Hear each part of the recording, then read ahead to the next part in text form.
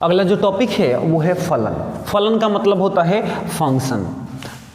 एक समुच्चय ए से बी का संबंध, किसका? ए से किसका संबंध? बी का संबंध f एक फलन कहलाता है यदि समुच्चय ए के प्रत्येक अवयव का b में केवल कितना? एक प्रतिबिंब बनना चाहिए। क्या मतलब है कि अगर a से b में फलन होगा कब? जब a का प्रतिबिंब b में केवल एक बने। एक से ज्यादा बनेगा तो फलन नहीं होगा, वो संबंध ही रहेगा। और अगर एक बन जाएगा एक और केवल एक प्रतिबिंब तो वो संबंध फलन हो जाएगा। ठीक है, ए से बी में फलन f को कैसे डिनोट किया जाता है? f इज अ फलन फ्रॉम a टू b। ठीक है, फलन ए से बी को ऐसे निरूपित किया जाता है। एग्जाम्पल के लिए प्रश्नावली 2.3 उठाते हैं और 2.3 का जो पहला क्वेश्चन है उसमें यही लिखा हुआ है कि इनमें से कौन सा फलन है बताइए। अगर फलन है तो प्रांत और परिसर बताइए। ठीक है, अब सुनिए, फलन का मतलब क्या है कि इस संबंध का एक और केवल एक इमेज बनना चाहिए। इमेज का मतलब क्या है? ये है प्री इमेज और ये है इमेज, ये पूर्व प्रतिबिंब और ये प्रतिबिंब। मान लीजिए कोई एक संबंध लिखा है, लिख लीजिए कहीं, अगर कोई संबंध लिखा है रिलेशन ए और बी, तो इसमें पहला जो है उसको बोलते हैं पूर्व प्रतिबिंब, पूर्व प्रतिबिंब, प्री इमेज। और जो दूसरा होता है वो क्या होता है? इमेज, प्रतिबिंब। ठीक है, अब सुनिए, इस क्वेश्चन में हमें ये चेक करना है कि ए के सभी अवयव बी में केवल एक प्रतिबिंब बनाने चाहिए। ठीक है, सुनिए, इसको हम क्या करते हैं? वेन आरेख से बनाते हैं। क्या लिखा है? पहला अवयव अगर इसको ए माने तो पहला अवयव 2 है, फिर 5 है, फिर 8 है, फिर 11 और यहाँ 14 और 17, 14 और 17। सुनिए, बी में कौन सा अवयव है? अगर इसको बी मान लिया जाए तो बी में क्या क्या है? एक एक एक एक एक एक, बी में केवल एक अवयव है। ठीक है, संबंध कैसे है? 2 से 1, 5 से 1, 8 से 1, 11 से 1, 14 से 1, 17 से 1। अब देखिए, ये हम देखेंगे कि ये हमारे बातों पे सही है क्या। कह रहा है कि ए से बी में एक और एक केवल प्रतिबिंब बनना चाहिए, एक और केवल एक। इसमें क्या है? ए से बी में ये 2 का एक प्रतिबिंब एक और केवल एक बन गया, दूसरा का 5 का प्रतिबिंब एक बन गया, 8 का प्रतिबिंब एक बन गया, 11 का प्रतिबिंब एक बन गया, 14 का एक बन गया, 17 का एक ही जगह बन रहा है प्रतिबिंब। बात सही है। इसका मतलब ये क्या है? इसका मतलब ये फलन है। क्यों फलन है? क्योंकि इसका बी में प्रतिबिंब कितना बन रहा है? बी में प्रतिबिंब जो बन रहा है वो एक और केवल एक बन रहा है। अब सुनिए, प्रांत और परिसर। प्रांत क्या होगा? प्रथम घटक प्रांत होगा। प्रथम घटक हमने चुन के यहाँ लिख दिया है, इसलिए यही प्रांत हो जाएगा। यानी हम लिख देंगे 2, 5, 8, 11, 14 और 17। और परिसर क्या होगा? दूसरा घटक। दूसरा घटक क्या है? 1 है, यानी कि परिसर बराबर क्या लिखेंगे? 1 लिखेंगे। इसके बाद एक का दूसरा क्वेश्चन जो है प्रश्नावली 2.3 का, उसमें लिखा है कि 2, 1, 4, 2, 6, 3, 8, 4, यानी इन सबको हम क्या करेंगे? वेन आरेख से बनाएंगे। पहले कितना? 2 है, फिर 4 है, 6 है, 8 है, 10, 12 और उसके बाद क्या है? 14 है। तो मान लिया कि ये हमारा कौन सा हो गया? ए हो गया। बी में क्या है? 1, 2, 3, 4, 5, 6, 7 है। क्या है? 1, 2, 3, 4, 5, 6, 7 तक है। तो ये हमारा क्या हो गया? ये हमारा बी हो गया। रिलेशन कैसे है? 2 से 1, 4 से 2, उसके बाद 6 से 3 उसके बाद 8 4 10 5 12 6 और 14 7। हम चेक कर रहे हैं क्या है यहाँ पर कि सबका एक एक इमेज मिल रहा है, एक और केवल एक, यानी ये क्या है, ये फलन है, फलन। और जब फलन है इसका मतलब इसका कुछ प्रांत होगा और कुछ परिसर होगा। प्रांत का मतलब प्रथम घटक, ये हमने प्रथम घटक लिख दिए हैं, कितना है 2 4 6 8 10 12 14, ठीक है। उसके बाद परिसर, परिसर क्या होगा, दूसरा घटक कौन सा, 1 2 3 4 5 6 7, तो ये हो गया हमारा परिसर। इसके बाद है 1 3 1 5 2 5, यानी इसका अगर डायग्राम बनाएं तो कितना होगा, 1 पहला सदस्य 1 है और क्या है 2 है, इधर क्या है 3 और इधर 5 5, यानी 1 बार 5। सुनिए ये हो गया और ये बी हो गया, ठीक है, ध्यान दीजिएगा। एक से रिलेशन 3 में है और एक से रिलेशन 5 में है और 2 से 5 में है। हमने क्या पढ़ा है कि एक का प्रत्येक अवयव बी में, एक का प्रत्येक अवयव बी में एक और केवल एक इमेज बनाने चाहिए, लेकिन ये क्या हो रहा है, ये जो है चुट्टा एक, ये 2 इमेज बना रहा है।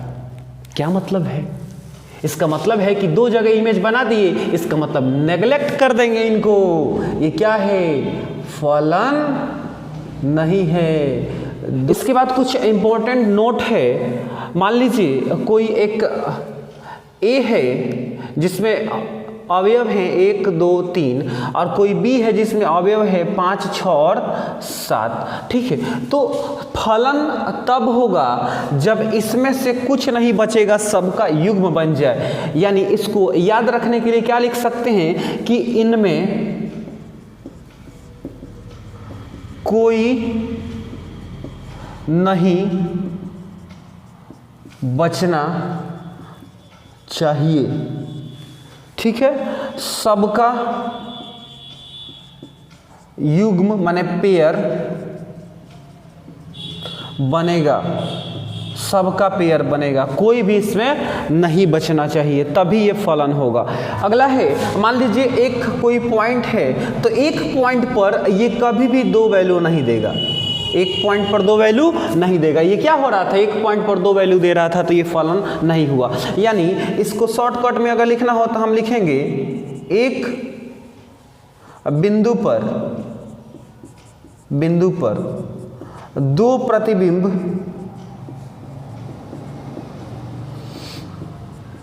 नहीं मिलेगा, अगर मिलेगा तो फलन नहीं होगा। इसके बाद अगला है कि 2 बिंदु एक प्रतिबिंब दे सकते हैं। यानी क्या मतलब है कि इसके लिए ये एक प्रतिबिंब हुआ, इसके लिए ये एक प्रतिबिंब हुआ, यानी 2 बिंदु चाहे तो एक बिंदु दे सकते हैं। यहाँ देखिए ये सब के सब जो पॉइंट है वो क्या दे रहे हैं, एक वैल्यू दे रहे हैं, एक जगह एक वैल्यू दे रहे हैं, तो इसलिए ये हमारा सत्य होगा। यानी इसको कैसे लिखेंगे, लिख सकते हैं कि 2 या उससे अधिक बिंदु एक प्रतिबिंब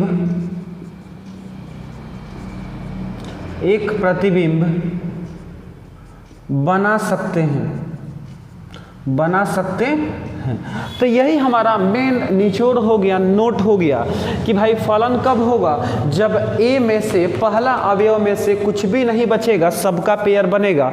उसके बाद दूसरा ये है कि एक पॉइंट पर 2 इमेज नहीं बनना चाहिए। उसके बाद है कि 2 पॉइंट एक इमेज बना सकते हैं, तो ये फलन हो जाएगा। ये नहीं बनना चाहिए, अगर बन जाएगा तो फलन नहीं होगा। इसके बाद है फलन के महत्वपूर्ण प्रकार। पहला है तत्समक फलन, यानी कि आइडेंटिटी फंक्शन। आइडेंटिटी फंक्शन क्या होता है, f(x) बराबर x, यानी कि y बराबर क्या x। f(x) क्या होता है, y ही तो होता है। अच्छा, तो इसका जब हम ग्राफ बनाएंगे तो ग्राफ क्या आएगा, जितना x होगा उतना y होगा। क्यों? क्योंकि x y के बराबर है, y x के बराबर। जितना x उतना y। सपोज इधर x 1 है तो y भी 1, इधर x 2 तो y भी 2, इधर अगर मान लिया x -1 लिया तो y भी -1, यानी इसका ग्राफ ऐसा बनेगा। ठीक है। अच्छा, तो प्रांत और परिसर क्या होगा? प्रांत इसका क्या होगा, माने किस किस का मान, x का मान क्या क्या रख सकते हैं, कुछ भी लिख सकते हैं, ऑल रियल नंबर लिख सकते हैं। इसका मतलब इसका क्या होगा domain, real number, all real number. उसके बाद परिसर यानी आएगा क्या, रखने के बाद क्या हमको रिजल्ट मिलेगा।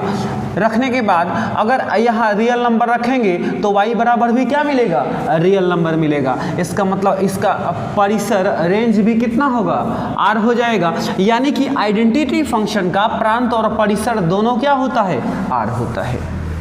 उसके बाद है अचर फलन यानी कांस्टेंट फंक्शन।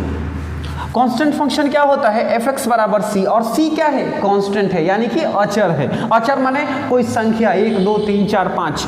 ठीक है, इसका मतलब है कि y बराबर c। ठीक है।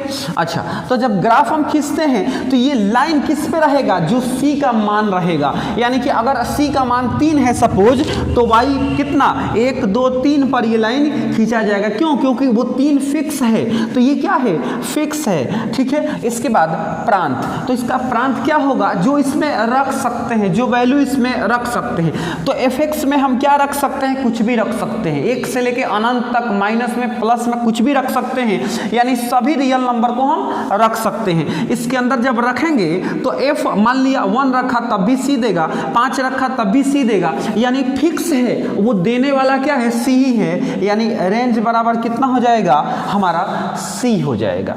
ठीक है। उसके बाद आता है बहुपद फलन यानी पोलिनोमियल फंक्शन। पोलिनोमियल फंक्शन का रूप क्या होता है, f(x) बराबर a0 a1 x जोड़ a2 x square dot dot dot n x की पावर n, ये पोलिनोमियल फंक्शन का रूप है। तो पोलिनोमियल फंक्शन में पहला आता है f(x) बराबर x स्क्वायर।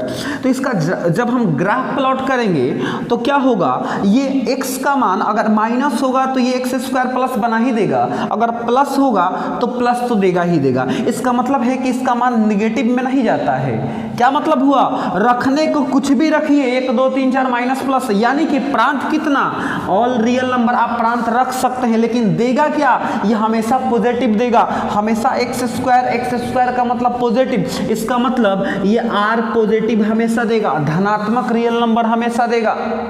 अगला पोलिनोमियल फंक्शन है f(x) बराबर x3।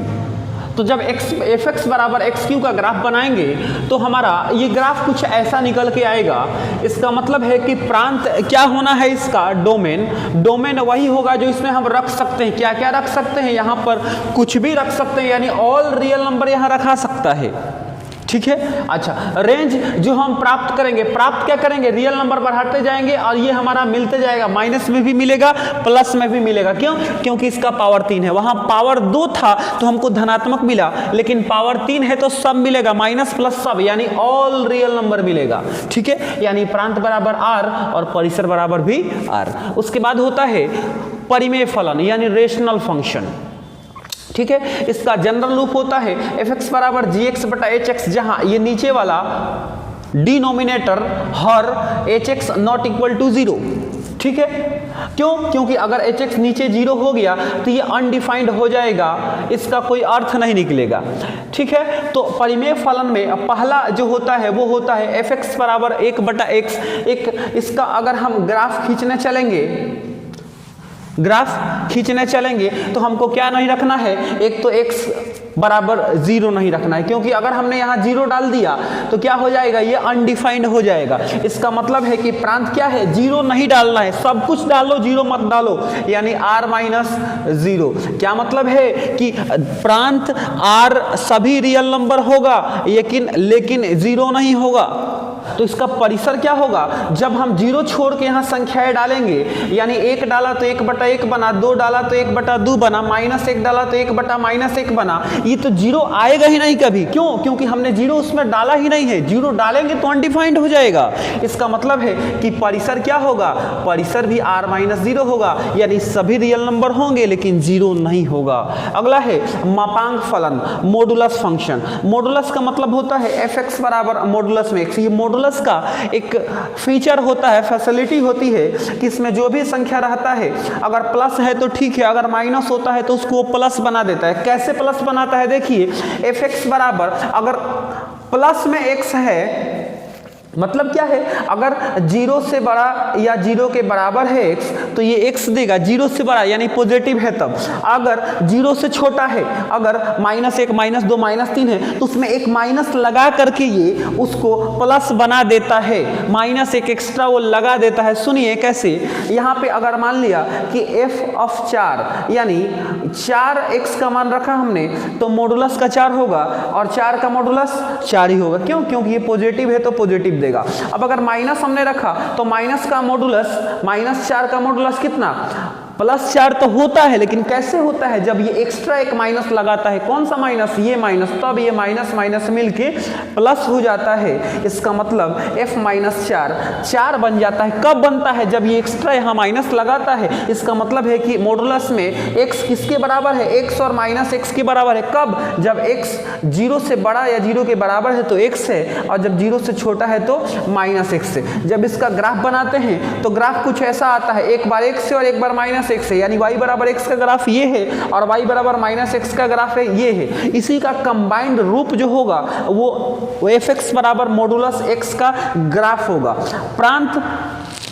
प्रांत क्या होगा इसका, बताइए प्रांत क्या होगा? प्रांत इसमें क्या क्या रख सकते हैं? देखिए साहब, इसमें हम रख सकते हैं माइनस प्लस सब रख सकते हैं, 0 भी रख सकते हैं। इसका मतलब प्रांत क्या है? All real number. और परिसर क्या है? ये हमेशा पॉजिटिव देगा, हमेशा पॉजिटिव रिजल्ट आना है। इसका मतलब क्या है कि परिसर क्या होगा? आर पॉजिटिव होगा। अगला है चिन्ह फलन यानी सिग्नम फंक्शन। सिग्नम फंक्शन क्या होता है कि अगर 0 से बड़ा कोई मान हम इसमें रखते हैं तो 1 देगा, 0 के बराबर देते हैं तो 0 देगा, और 0 से छोटा रखेंगे तो -1 देगा। यानी 1 0 और -1 के अलावा ये कुछ नहीं देगा। अगर पॉजिटिव आपने रख दिया है तो 1 देगा, निगेटिव आपने रख दिया है तो -1 देगा, और 0 रखा है तो 0 देगा। बस इतना ही। इसका मतलब क्या है? ये इसका मतलब है कि 1 का ग्राफ और यहाँ पर 0 और यहाँ पे क्या -1, यानी इधर ये -1 देगा। यही जो ग्राफ हुआ ये किसका ग्राफ हुआ? fx बराबर 1 0 और -1 यानी सिग्नम फंक्शन का ग्राफ हुआ। तो चिन्ह फलन का प्रांत और परिसर क्या होता है? प्रांत तो यहाँ पे हम कुछ भी लिख सकते हैं, रख सकते हैं, 1 से लेकर इन्फिनिटी तक, माइनस में भी और प्लस में भी, यानी कुछ भी लिखा सकता है, ऑल रियल नंबर लिखा सकता है। लेकिन परिसर रेंज क्या देगा? ये जो देगा वो देगा 1 0 और -1 ही देगा, यानी इसका परिसर कितना होगा? 1 0 होगा और -1 होगा, इसके अलावा कुछ नहीं होगा। उसके बाद है 7 नंबर महत्तम पूर्णांक फलन, greatest integer function. Greatest integer function का मतलब क्या होता है? इसका मान क्या होगा? इसका मान होगा greatest integer less than equal to x, यानी सबसे बड़ी पूर्णांक के बराबर या उससे छोटा। ठीक है, इसका मतलब है कि अगर हम एग्जांपल लें कि f 2.1 तो यहाँ f 2.1 लेंगे तो यहाँ भी 2.1 आएगा। तो 2.1 क्या, या तो 2.1 इंटीजर है तो बराबर हो जाएगा 2.1 के, और नहीं तो 2.1 से छोटा कोई इंटीजर। तो 2.1 इंटीजर नहीं होता है, इसका मतलब इससे छोटी इंटीजर। तो 2.1 से छोटी इंटीजर कितना होता है? 2 होता है पूर्णांक। 2.1 से छोटा पूर्णांक 2 होता है तो ये 2 हो जाएगा। उसके बाद 3.9 अगर रखें तो 3.9 तो पूर्णांक है नहीं, यानी उससे छोटा पूर्णांक कितना हो जाएगा? 3 हो जाएगा। इसी तरह से अगर हम एक और एग्जांपल लें, f4 ले लें तो 4 क्या है? इंटीजर है, यानी जब इसको 4 को इसमें रखेंगे ना तो ये क्या देगा? ये 4 ही देगा। क्यों 4 देगा? क्योंकि ये पूर्णांक है, इंटीजर है। क्या कह रहा है कि सबसे बड़ी पूर्णांक या तो बराबर या तो उससे छोटा, यानी अगर पूर्णांक होगा तो उसके बराबर और नहीं होगा तो उससे छोटा। तो इसका ग्राफ कैसे बनेगा? ये केवल इंटीजर देगा, यानी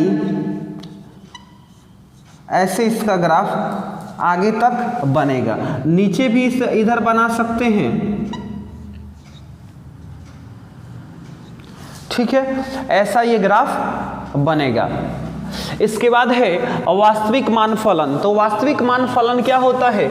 ऐसे फलन जिसका परिसर वास्तविक संख्याओं का समुच्चय या उसका उपसमुच्चय हो। यानी परिसर से मतलब है परिसर या तो वास्तविक संख्या होना चाहिए या वास्तविक संख्या का उपसमुच्चय होना चाहिए, तो वैसा फलन क्या कहलाएगा? वास्तविक मान फलन कहलाएगा। जैसे fx बराबर x एक वास्तविक मान फलन है। क्योंकि fx बराबर x का जो प्रांत होता है वो भी रियल नंबर होता है, r होता है, और जो परिसर होता है वो भी क्या होता है? r होता है। ये हम आपको ग्राफ बनाए हैं अभी, इससे जस्ट पहले उसमें अभी बताए हैं। हाँ जी, 2 नंबर क्वेश्चन दिया है कि इनके प्रांत और परिसर बताइए। तो ये फंक्शन है fx बराबर माइनस का मॉडुलस x, ठीक है। तो माइनस है यानी क्या है? 0 या 0 से छोटा होगा मॉडुलस का मान। क्यों? क्योंकि ये माइनस लगा है। जब मॉडुलस में 0 रखेंगे तो 0 आ जाएगा। अब जब मॉडुलस में कोई पॉजिटिव नंबर रखेंगे 1 2 3 4 5 तो माइनस देगा। यानी fx आना क्या है? या तो 0 या तो माइनस में। क्यों?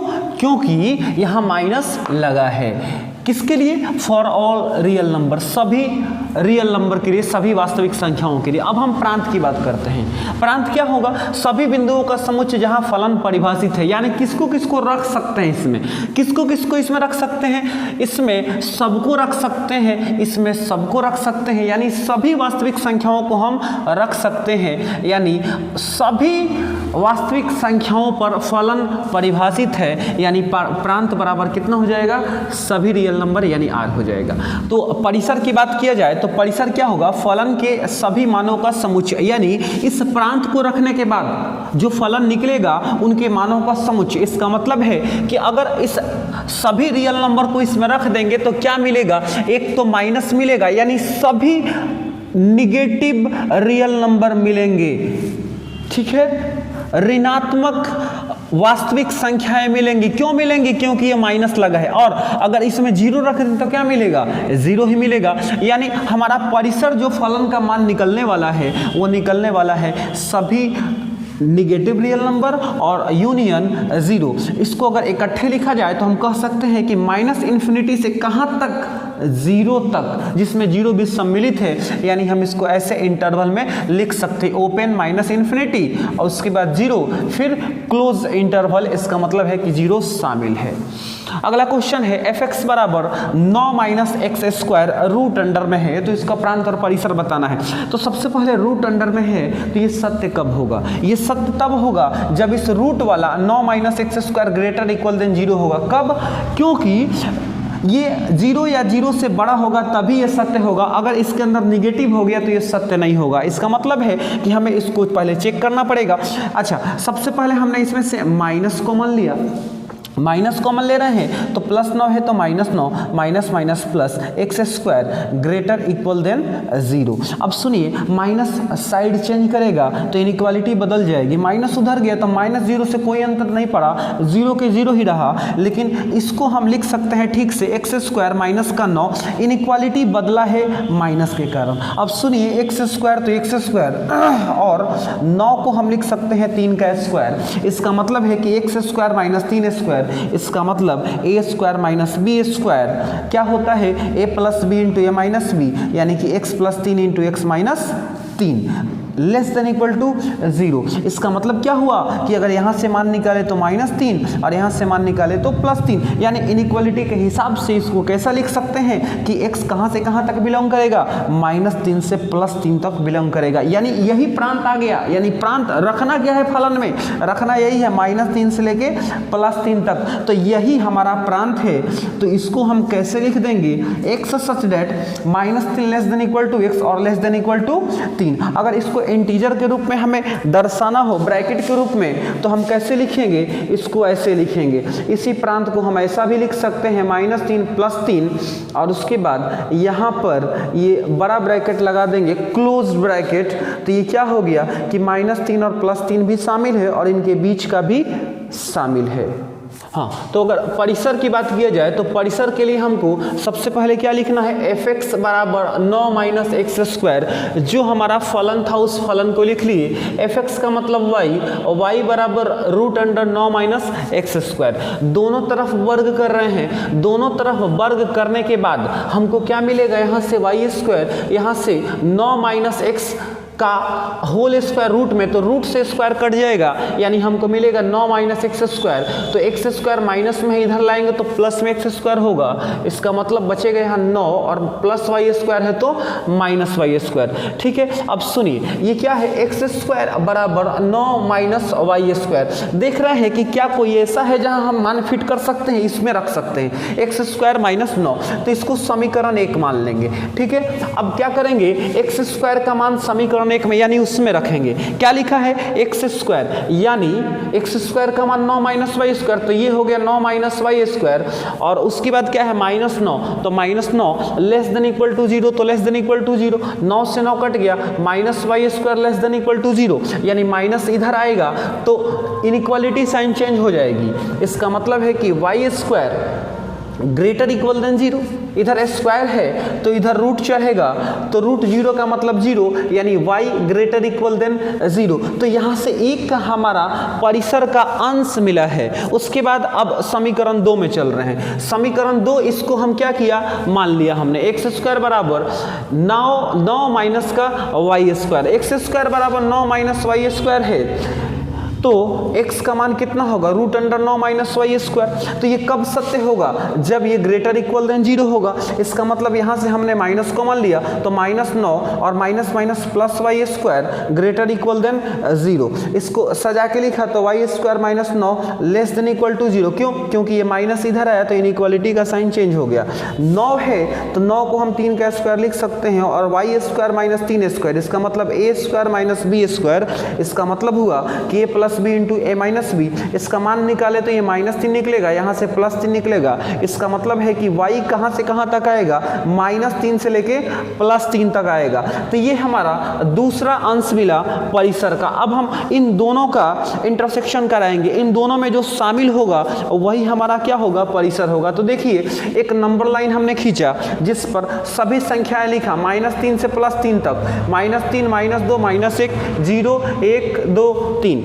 अब हम देख रहे हैं कि इसमें क्या है, माइनस 3 से प्लस 3 तक, यानी माइनस 3 से प्लस 3 तक, जिसमें माइनस 3 भी शामिल है और प्लस 3 भी शामिल है, हमने इसको डार्क कर दिया। उसके बाद इसको, ये क्या है, y ग्रेटर इक्वल देन 0, यानी y 0 या 0 से बड़ा है। इसका मतलब है कि y ये 0 को हमने डार्क कर दिया है, 0 या 0 से बड़ा है। हमने इसको आगे बढ़ाया, जब हमने इंटरसेक्शन किया, यानी दोनों में क्या शामिल है, दोनों में ये वाला पार्ट दोनों में शामिल है। इसका मतलब है कि ये कौन सा है, 0 से लेके 3 के बीच में है, जिसमें 3 भी शामिल है और 0 भी शामिल है, यानी कि 0 less than equal to y less than equal to 3। Intersection कराने के बाद हमको यहाँ से देखना है, यहाँ से देखना है कि कहाँ से कहाँ तक ये आ रहा है, यानी परिसर बराबर कितना, 0 और 3 के बीच आएगा, जिसमें 0 भी आएगा और 3 भी आएगा। इसका मतलब इसको समुच्चय निर्माण के रूप में लिख सकते हैं, x such that 0 less than equal to x less than equal to 3। क्यों, क्योंकि 0 और 3 दोनों शामिल है।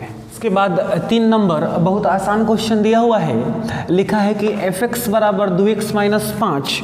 तो पहला मान निकालना है f(0) का, f(0) का मान निकालना है, यानी कितना, 2 गुना 0 और माइनस का 5। 2 में 0 से गुना होगा 0 और माइनस का 5, 0 में से 5 गया माइनस 5, यानी f(0) का मान कितना आया, माइनस 5। ठीक है, उसके बाद लिखा है कि f(7) का मान बताइए, यानी कि f(7) का मतलब कितना, 2 गुना में x की जगह पे 7 और माइनस का 5, यानी 7 दूना 14 और माइनस का 5, 14 में से 5 गया 9, यानी f(7) का मान कितना आ गया, 9 आ गया। तीसरा क्वेश्चन लिखा है कि f-3 बताइए, कितना, f-3। इसका मतलब है कि 2 और गुना में x की जगह पे -3 और माइनस का 5, यानी 3 दूना 6, माइनस 6 और माइनस 5 ही पहले से है, 6 5 मिलके माइनस का 11 बनाएगा, यानी f-3 बराबर कितना, -11। ठीक है, अगला क्वेश्चन 4 नंबर दिया है कि TC बराबर इतना है तो अलग अलग हमको मान बताइए। पहला दिया है कि T0 बताइए, T0 यानी 9 और गुना में C के जगह पे क्या है 0 है, यानी C के जगह पे 0 डालना है। तो 9 गुना 0/5 और जोड़ कितना 32। इधर सुनिए ये 0 से मल्टीप्लाई हो रहा है यानी सबको ये 0 बना देगा और प्लस का 32, 32 में 0 से जोड़ेंगे तो कितना होगा 32, यानी T0 बराबर 32। दूसरा क्वेश्चन है T28 का मान बताइए। T28 बराबर कितना होगा, सुनिए 9 गुना में C के जगह पर 28 और बटा में 5 और जोड़ कितना 32। गुना कीजिए क्योंकि कटने लायक नहीं है तो कितना हो गया 9 8 72 के 2 हर्षिल 7, 9 दूना 18 और 7 25, 252/5 और जोड़ कितना 32 यानी 32/1, 5 1 का लघुत्तम 5, इधर तो 252 ही रहेगा और इधर 1 5 5 यानी 32 बचे कितना 5 दूना 10 के 0 हासिल 5 3 15 1 16 160। जब इसको जोड़ेंगे तो हमको मिलेगा 2 6 5 11 के 1 हासिल 1 2 1 3 1 4 412/5 यानी T28 बराबर कितना मिल गया 412/5। इसके बाद 3 नंबर क्वेश्चन है कि T-10 का मान बताइए। इसका मतलब है कि 9 गुना में C के जगह पे -10 है यानी -10 और बटा में 5 और जोड़ कितना 32। देखिए साहब गुना में है यानी 5 दूना 10 कट जाएगा, 2 से गुना होगा तो माइनस का 9 दूना 18 और प्लस का 32 यानी ये हो गया 32 - 18 यानी घटा देंगे। 12 में से 8 गया 4, यहाँ पे हो गया 2, 2 में से गया 1 यानी T-10 बराबर कितना हो गया 14। अगला क्वेश्चन है 4 नंबर। देखिए क्या लिखा है 4 नंबर इसका कि TC बराबर 212 है। जब TC बराबर 212 है तो C का मान बताइए, यानी TC का मान हम वहाँ से डायरेक्ट लिख लेंगे। क्या दिया है TC 9C/5 और जोड़ 32 हमने TC के जगह पर लिख दिया और बराबर कितना 212, यानी कि हम लिख सकते हैं 9C/5 बराबर 212 और माइनस का 32। ठीक है, यानी 9C/5 बराबर इसमें से घटाएंगे तो 2 में से 2 गया 0 और यहाँ पर 21 में से 3 जाएगा कितना बचेगा 18, यानी 9C/5 बराबर 180 है। क्रॉस मल्टीप्लाई कर डालिए तो C बराबर कितना मिलेगा 5 गुना 180, 5 गुना 180 और डिवाइडेड बाई कितना 9 मिलेगा तो 9 दूना 18 20 यानी C बराबर 5 दूना 10 100 मिल गया है। कोई दिक्कत है? 5 नंबर क्वेश्चन दिया है कि इनका परिसर बताइए। इसका मतलब है कि fx बराबर 2 - 3x का परिसर। fx का मतलब क्या y बराबर 2 - 3x। 3x को इधर लाएंगे तो -3x यहाँ क्या बनेगा +3x बराबर 2, प्लस y है तो -y बनाएगा, यानी x बराबर यहाँ से क्या लिख सकते हैं 2 - y और 3 गुना में है तो बटा में 3। अब सुनिए क्या दिया है x > 0 दिया हुआ है, दिया है ना। इसका मतलब है कि 2 - y/3 > 0 होगा। क्यों होगा? क्योंकि यही तो x है, x बराबर यही है। सुनिए अब इसको हल करेंगे, क्रॉस मल्टीप्लाई होगा यानी 2 - y कैसे हो गया, क्योंकि बटा में 1, 2 - y में 1 से गुना हुआ 2 - y > 3 में 0 से गुना होगा 0। इसका मतलब है अब y को उधर ले जाइए, माइनस से तो प्लस बन जाएगा यानी 2 > y, यानी इसको अगर ठीक से लिखते हैं तो ये क्या होगा y लेस देन का साइन y की तरफ है यानी लेस देन y की तरफ रहेगा, y < 2 और y ही क्या है परिसर है, y ही परिसर का मान होता है। इसका मतलब है कि हम लिखेंगे परिसर बराबर कितना लिखा है 2 से छोटा, 2 से छोटा यानी डायरेक्ट अगर इसको इंटरवल में लिख दिया जाए तो 2 से छोटा का मतलब -∞ से लेके कहाँ तक 2 तक, और जिसमें 2 भी शामिल नहीं है यानी कि ओपन इंटरवल। अगला क्वेश्चन है fx बराबर x² + 2। सुनिए क्या करना है y मान लीजिए, y बराबर x² + 2। इसका मतलब है कि y + 2 है तो -2, y - 2 बराबर x²। इसका मतलब x² बराबर कितना y - 2। इसका मतलब x बराबर कितना स्क्वायर है तो इधर रूट चढ़ेगा y - 2। ये कब सत्य होगा? सत्य होगा यदि, अब तो ये रूट में आ गया, ये तो बंध गया, रूट में आ गया तो ये सत्य तब होगा जब y minus 2 greater equal than 0 होगा। क्यों? क्योंकि रूट के अंदर नेगेटिव नंबर नहीं रख सकता है, तो ये सत्य होने के लिए क्या होना पड़ेगा, y ग्रेटर इक्वल देन -2 है तो इधर जाएगा तो +2, और जो y आ गया है यही तो रेंज है, यानी कि परिसर बराबर कितना लिखाएगा, 2 या 2 से बड़ा, यानी 2 शामिल है तो 2 क्लोज इंटरवल, इससे बड़ा यानी इन्फिनिटी, कहाँ तक, इनफाइनाइट तक, तो इस पर ओपन लगाएंगे क्योंकि उसकी सीमा नहीं है कि कहाँ तक है। f(x) बराबर x, वैसे तो हमको पता है कि ये कौन सी फंक्शन है, ये आइडेंटिटी फंक्शन है, आइडेंटिटी फंक्शन है, तो हमको पता है कि इसका डोमेन भी R होता है और इसका रेंज भी R होता है, तो ये तो हमें पता है तब, लेकिन नहीं पता होगा तब। देखिए f(x) बराबर x है यानी y बराबर x। सुनिए, x का मान जो जो रख सकते हैं वो डोमेन होगा, तो x का मान हम क्या क्या रख सकते हैं, सभी रियल नंबर रख सकते हैं, यानी x belongs to R। y का मान वही रखाएगा जो x होगा, क्यों? क्योंकि x का मान यहाँ रखेंगे तो ये y के बराबर हो जाएगा, इसका मतलब y भी बिलोंग टू R करेगा, इसका मतलब y वाला ही तो रेंज है, इसका मतलब परिसर बराबर कितना, R। ठीक है, अच्छा इसको दूसरे शब्दों में लिखा जाए तो R को हम लिख सकते हैं -∞ से +∞ तक दोनों ओपन में, तो ये हो गया परिसर, किसका परिसर, आइडेंटिटी फंक्शन का।